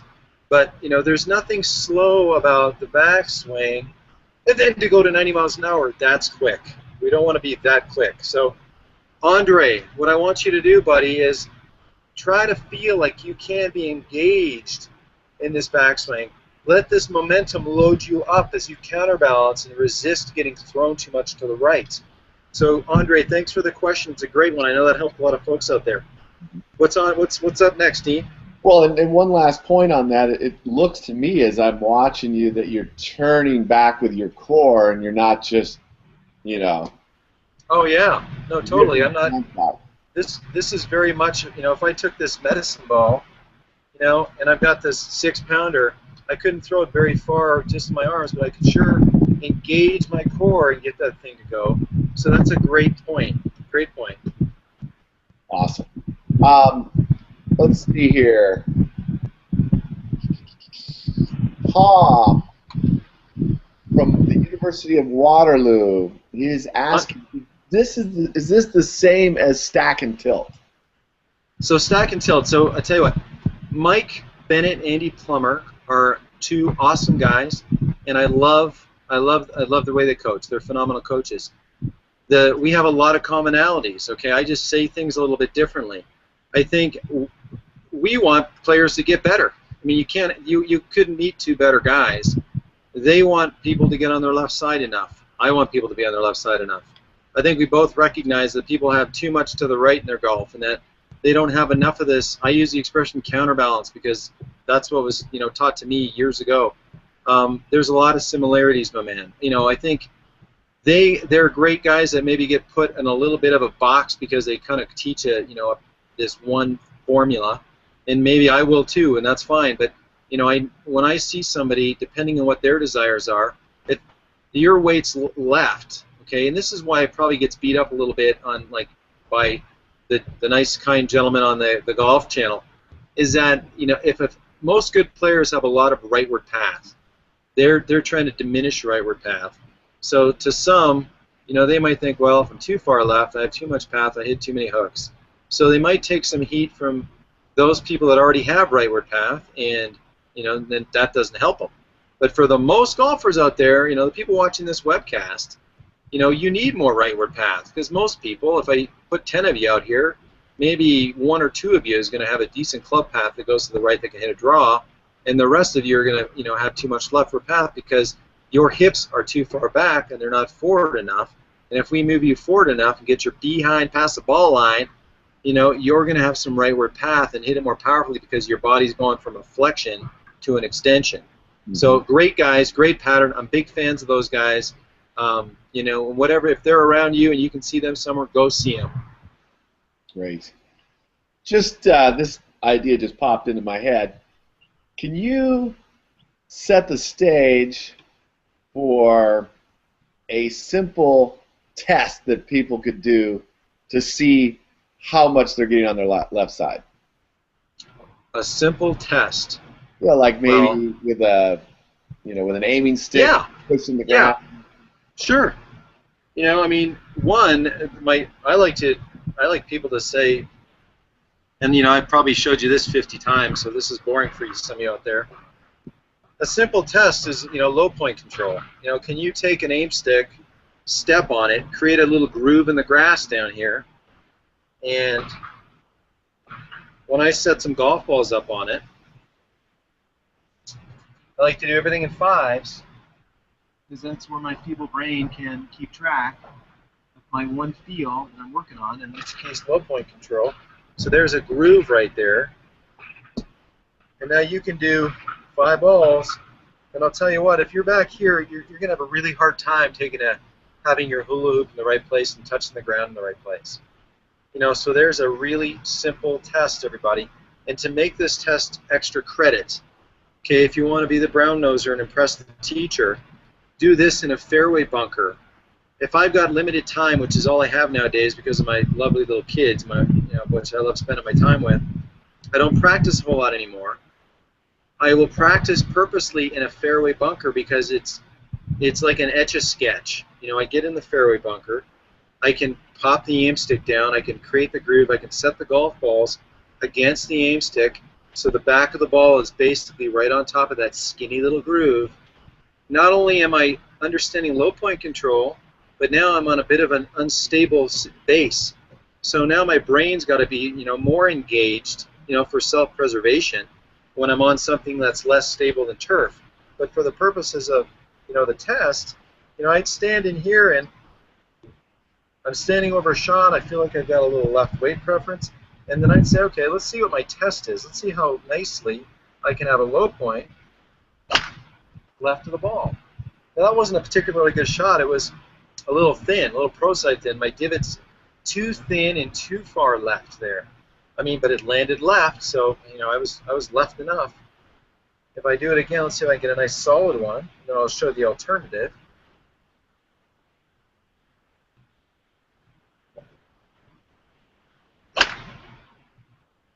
Now I've lost it. A little skinny. Let's try another one. Dino, I must be lifting up. Kidding. Be the needle. Be the pine needle. Oh, you know what? You're right. I'm losing my visuals here.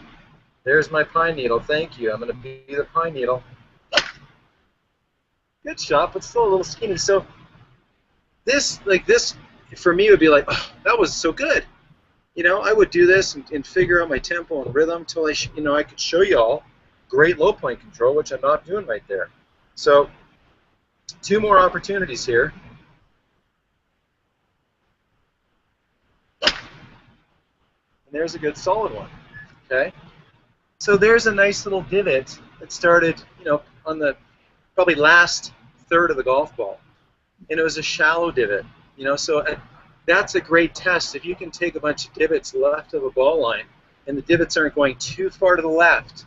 We don't want the divots perfectly straight, but then we also don't want the divots doing this, because it's pretty easy to, you could cheat this drill by letting the club get too outside in. So right. That's how I would start, Dean.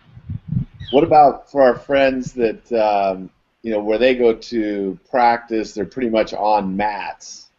They don't have the benefit. Yeah. Well, you know, I'm excited. I've got a training product. I'm going to release the PGA show. Pretty exciting. But until then, can't tell anybody. Secret. You know, you've all seen me use a towel. And since you're on mats, you know, I joke, right behind me here is North Star. Those hills, North Star is just a bit that way. Some pretty good ski runs over there. And if you're a skier, you know what I'm talking about. If you ski on the groomed trails, it's pretty easy once you're pretty decent at it. It kind of gets boring, and then you want to challenge yourself with some stuff that isn't necessarily all groomed up. Well, range mats are like skiing on groomed trails, and then you can sort of hit it fat and bounce along and hit a shot that makes you feel like you hit a great ball, but then when you come to the real-life turf, you might, you know, hit it 20 yards because you laid the sod over it. So what you can do with a towel, you know, or I do the same thing with an aim stick. I'll set the aim stick, or I'll take a towel. The towel is a little less intimidating, right? And I'll set this towel right here to where I've got a few degrees of opportunity for this club to miss the towel, because we don't want the ball right up on the towel, because that would be a 90-degree attack angle. We don't want that. We want a nice shallow attack angle where we can miss the towel barely, touch the ball, and then hopefully take a divot. So if I hit the towel, you know, I know that my low point's too far back, and that's a great way to practice when you're on a range mat, with something there to help you be aware of your low point control. Lose my earpiece here. So I missed the towel. If I hit the towel, you know, you'd see a big mess right there. But great little drill for you to when you're on range mats. Right. So there are things that people can do, you know, very easily to see what their low point is like. Your low point, if it's way back, then your path is going to be coming across. So there's things that people can easily do. To be able to see that. When people come to your schools, I mean, what percentage of people that can even play some decent golf actually have a low point in front of the ball? Very few. I Very. mean, you know, I'd say, let me see if I understand the question again. So, what percent of people?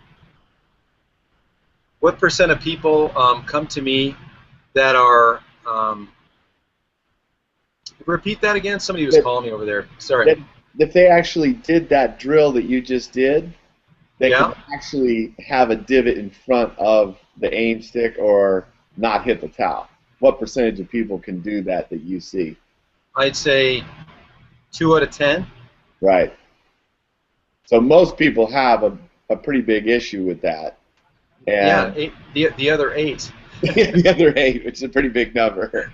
Yeah. So You know. essentially, with this DVD, with these 6 sets of DVDs, what we're really trying to do is not only offer the understanding of the modern swing, identify, getting your low point in front of the ball, being able to have the correct path, the right face angle, but also having some drills to be able to work on that, and then having a practice program in order to practice intelligently, to put this together just one piece at a time, stacking one skill on another, and Right. know that you're going to improve over time instead of just jumping around from one new swing thought to another to try this. Sometimes you play good, sometimes you don't, and so on and so on.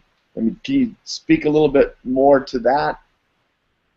Yeah. You know, I mean, it's if you get the right pieces at the right time, you know, you got to learn how to put your hands on nicely. You know, there's funky grips in golf.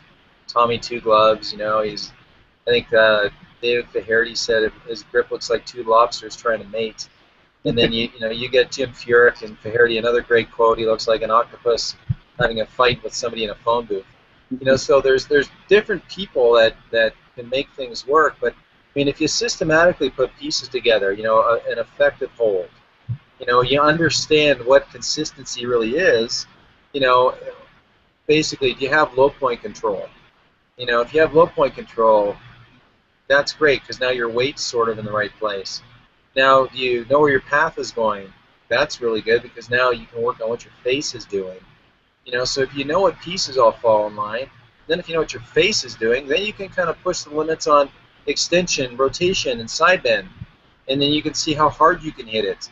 But if you don't know how the pieces all fall in, you know, then the discovery is too much of like putting a blindfold on and stumbling around in the room hoping to find your keys.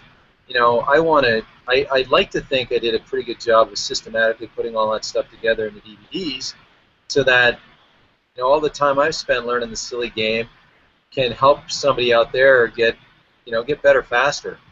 And, you know, what's been cool is that, you know, we've sold some sets, and I've got a bunch of emails back from people, and it really has been nice, you know, to hear the success stories like already, and that makes me, that pleases me because I like to know that, you know, I'm helping people and my work's, you know, doing some good out there. Yeah, we just got one, like in the last half hour. This was from Mike Plummer out here in California. He says, "Wow, Martin." He goes, I have to say that your new DVD series is the best. I've learned more from them than all the previous videos that I've purchased, and I have a lot of them. And I've been using a different method, and have been using a different method with little success, but have seen instant progress with your method and a definite path to follow. And I think that kind of really says it. It's having a path to follow, something that you can just really sink your teeth into, know that if you continue on this single path of understanding impact angles, learning, low point control, and then learning how to use your body, that all of a sudden you can hit it like you did 20 years ago. Well, and maybe even better. You know, how about maybe you were, you know, certainly faster and stronger 20 years ago. I know I was, but you know, if you can become more efficient. Right. You know what's funny is in the comments that I've been reading, you know, I've seen old dog new trick in a bunch of comments, which I think is great. that there's been a handful of people say, this old dog learned some new tricks. You know, so I love that because, you know, there's some dude out there who might be, whatever, 67 years old, and he's probably seen it, done it, tried it, and yet, you know, he's learned a new trick. And it's not a trick. You know, it's just basically a small system. You know, I don't even like the word systematic, but it's basically stacking some skills. Here's some of the musts you ought to do in order to play good golf. I mean, you could load way back on the right. You got all day to spend, you know, and you can build that timing on the range, and you're going to hit 700 balls a day. Go for it. You do whatever you want because you're going to be really good anyway. But if you are going to be a weekend warrior, or you're going to go to the odd mancation with your buddies, or you know you're going to take your lovely wife, or your wife's taking you on a lovely trip, you want to play decent golf, this is a pretty, I think, simple way to do it. You know, you're going to play good golf. You're going to understand pace and path, and you're going to understand low point. And it's not going to be such a mystery when you hit a goofy shot. You can self-diagnose better and move on. You know, accept the misses, understand why you missed, and when you're not terrified of that, you're going to play better golf. Right. And I know it's had a big impact on my confidence. You know, being able to just know that I'm going to the golf course and I've done my work on the range. I've done my sets and reps as far as the practice strategy. I've been working on some drills. And now I go out and I play, and I can play with confidence without a whole bunch of swing thoughts and just trying to, like, I might just be on the course just thinking about just getting body extension. And I know if I get body extension going through the ball, my behind's going to be behind the ball line. Behind. Past the ball line. Yep. I'm going to have good low point control. I'm going to hit the ball good. It's been really been a lot of fun to finally start hitting the ball solid consistently on the golf course, which has been absent most of my golfing life. So. Well, you're better than most, my man. So I'm glad it's helped you. But like I said, I'm way happier to help Lisa. Yeah, I know, and she's probably very ecstatic.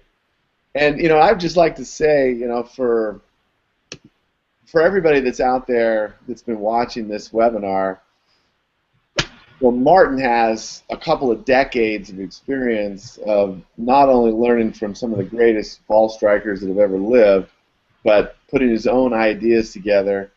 And we sat there for nearly a week in front of the camera, letting him just pour his entire life's work out onto a series of 6 DVDs. And you can try them absolutely risk-free for a year. You can work on these ideas for a year without risking a penny. And I truly believe that it's going to have a huge impact, not only on being able to hit the ball solid, but being able to go out and play and have fun, play with people, you know, that maybe before you'd be intimidated, and where you might go out, your significant other, and play a really good round of golf, but then you go out with somebody that you see as maybe a little bit better player, and then all of a sudden you shoot 10 strokes worse. You know, confidence is a lot in this game, and having something that you can really rely on, I think, is a big part of confidence. Well, thanks, Dean. You know, the one thing, you know, when you at the golf school, everybody comes to the golf school, you know, meet for breakfast on the first day, and I go around the table. Where is everybody from? Everybody's kind of talking to each other. 6 people, right? So it's a small little deal. And you know, so I say, Dean, you know, what are you here for? And everybody, number one, consistency. You know, most people are even mildly satisfied with their distance. Mildly, you know, they want to hit it farther. Everybody does. So do I. But so does Tiger Woods. But you know, consistency is it, right? So that's when you said I poured my heart and soul into it. I did. I mean, it's everything I've learned from the amazing people, and the list could be. There's so many good coaches out there. I could rattle on and on. You know, I could say, you know, Mark Evershed, Mike Hebron, Mike LeBeau, Lee Dietrich, Peter Croker, Ben Doyle, Homer Kelly, David Ledbetter, Hank Haney, Grant Waite, Joseph Mayo, um, phenomenal Jeff Ritter, my partner at the Raven. I could go on and on about, of course, George Knudsen, my main mentor, Mo Norman, the savant of golf. So all this stuff, sharing these ideas is what makes a good coach, I think, relate nicely to people, because it's not, maybe a couple of these ideas are original to me, maybe, but mostly it's just, okay, what works nicely for you?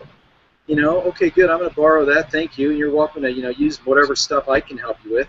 And then we have the benefit of a TrackMan now to help us to take that data and really kind of show somebody what their path and pace are doing, so they don't have to believe me, because I really don't want them to even believe me. I want the data, I want them to look at the data and go, okay, fine, I am too steep, I hit down not too much, fine, all right, I'll get to work on it. Or I'm too inside out, okay, what do you want me to do? Because they kind of don't want to believe you.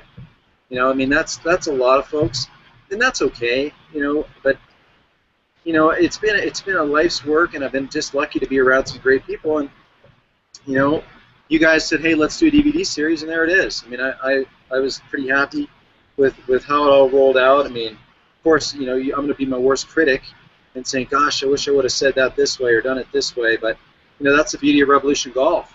I'm going to be still putting the tips out there for the next 4 years and maybe longer.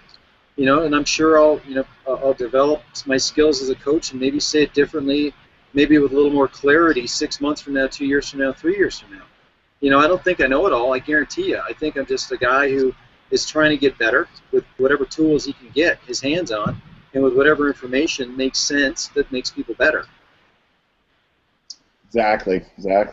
So for everybody that's watching, you can click on the button right down below. Get instant access right now. Again, there's a full 100% money back guarantee. You put one email with one sentence in it, you're going to get your money back. So you really have nothing at all to risk here. And I personally think it's one of the best DVD series, especially 6 different ones covering all these different areas that I've ever seen. So I think it would be a great idea to give it a try and see if it doesn't just help you as much as it's helped me and literally a lot of people already. Any parting thoughts in relation to what people should expect in relation to how quickly they can improve based on how they apply themselves? I know we live in a fast-moving world, right? Everybody wants it now, and again, I like to think if you get the information correctly and you can stack it up correctly, that you can expect to progress in the right pace. I wish there was pixie dust, poof, there you go. Just shake my hand and you're going to be a great player. It's not how it works. That would mean that all the great players, they didn't really earn why they were great. And now some of those folks had to just dig it out of the ground, right? The famous comment of Ben Hogan. Ben Hogan didn't have a TrackMan. You think he would have been any good pretty fast if he'd have known that? Man, unbelievable.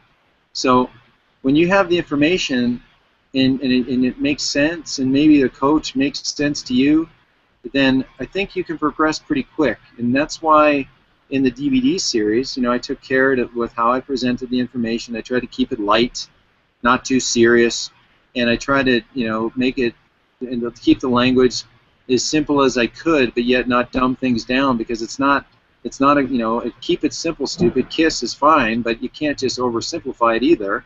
You got to give some meaningful information so that when you think about it, it makes sense, and then you can go ahead and put all the pieces together. So that's the parting shot. Golf is a beautiful game. It's really challenging. It can make you feel great. It can tear you down, right? It can be super humbling. But it's look at where you get to play golf.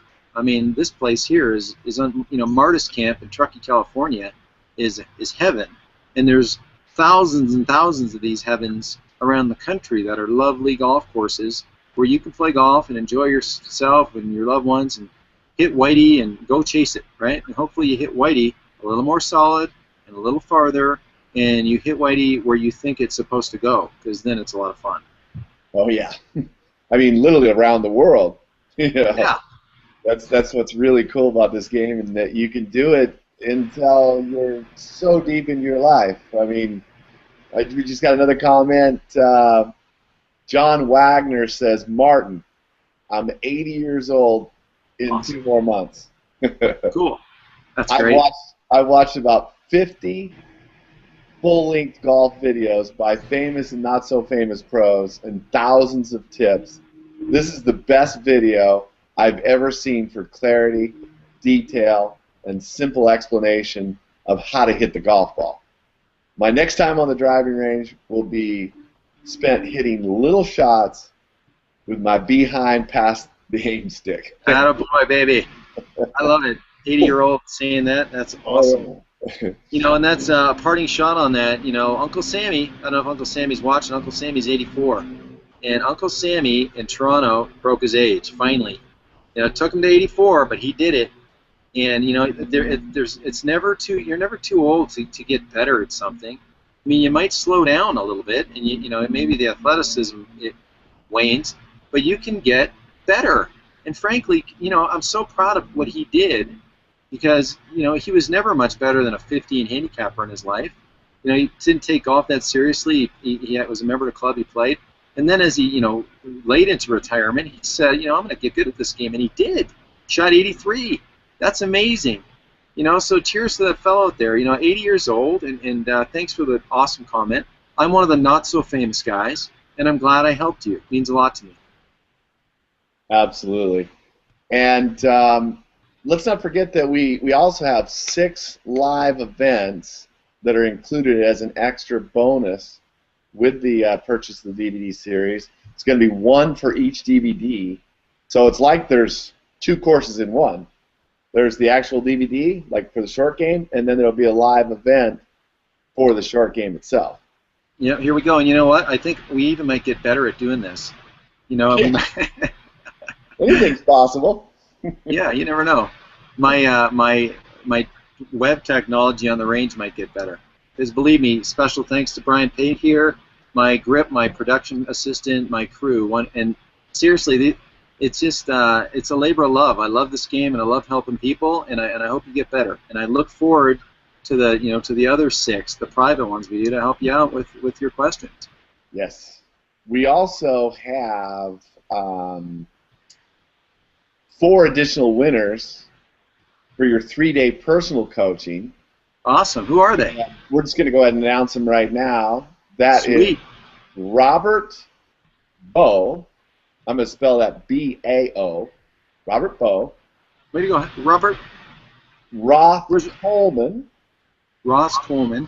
Roth Coleman. Congrats. Dennis Yamensky. So Y-A-M-A-S-K-I. And Ricky Wright. Ricky White, that's an easy name. You got hung up on some of those names. So that means that we've given away, you said 4 names there, correct? So that's 5 altogether, and they're joining Glenn Mogford, who was awesome. Yes. Well, congrats to you guys. I'm looking forward to working with you personally. We're going to have an awesome time at the Raven in Phoenix. The Raven Golf Club is a really, really fun place. You're going to love my academy down there.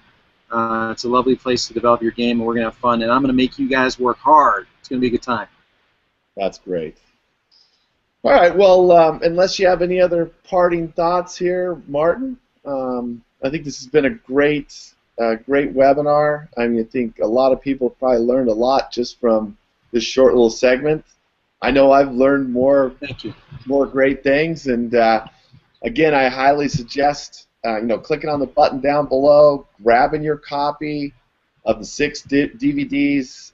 It's all 100% covered by money-back guarantee, so it's completely risk-free. And I think you guys are going to get a lot out of it. And I challenge you to, watch the DVDs more than once. Yeah. Really get the information ingrained in your mind so that you really get the ahas that I've gotten from watching them several times.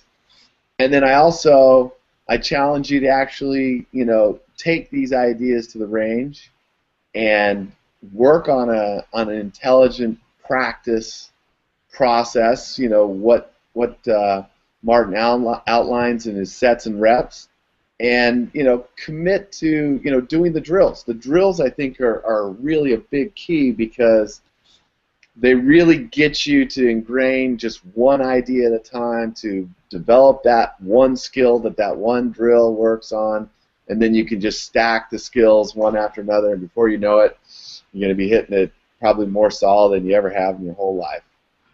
Thanks, Dean. I appreciate it. And to all those who took the time to watch me today, sincere thanks, and hope I helped you. It means a lot to me. It's been great, Martin. Thank you so much. Signing off. Bye, everybody. Bye now, everybody.